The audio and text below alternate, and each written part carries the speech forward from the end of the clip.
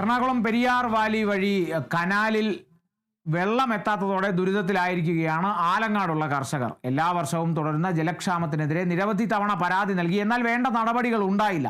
ഇനിയും വെള്ളം വന്നില്ലെങ്കിൽ ജനകീയ സമരം നടത്താനാണ് പഞ്ചായത്തിന്റെ തീരുമാനം. കൃഷിക്കും കർഷകർക്കും പേരുകേട്ട സ്ഥലങ്ങളിലൊന്നാണ് ആലങ്ങാട് പഞ്ചായത്ത്.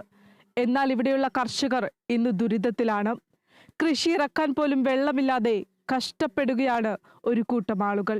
ജനുവരി മാസമായിട്ടും കനാലുകളിൽ വെള്ളം എത്തിയിട്ടില്ല. കർഷകരെല്ലാം ദുരിതത്തിലാണ്. വെള്ളം എത്താത്തതിനെ തുടർന്ന് നിരവധി തവണ പരാതികൾ നൽകിയെങ്കിലും അധികാരികൾ വേണ്ട നടപടികൾ സ്വീകരിച്ചില്ല.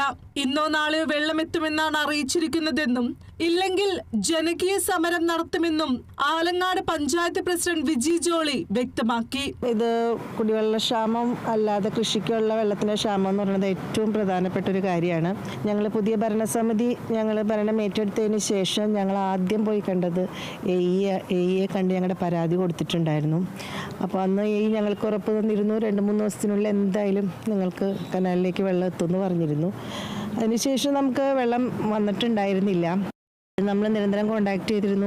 പറഞ്ഞത് ഇപ്പോൾ 2-3 ദിവസത്തിനുള്ളിൽ പമ്പിങ് ചെയ്തു എന്ന് പറയണു. പക്ഷേ ഇവിടെ വെള്ളം എത്തിയിട്ടില്ല. അതിൻ്റെ പ്രധാന പ്രശ്നം വെച്ചിട്ടുണ്ടെങ്കിൽ ഫ്ലോ കുറച്ച് കുറവാണെന്ന് പറഞ്ഞു. അതുപോലെ ഈ പ്രദേശങ്ങളൊക്കെ ഇപ്പോൾ ഡ്രൈ ആയിട്ട് കിടക്കുന്നത് കൊണ്ട് അതിൻ്റേതായ കുറച്ച് ബുദ്ധിമുട്ടുകളുണ്ട്.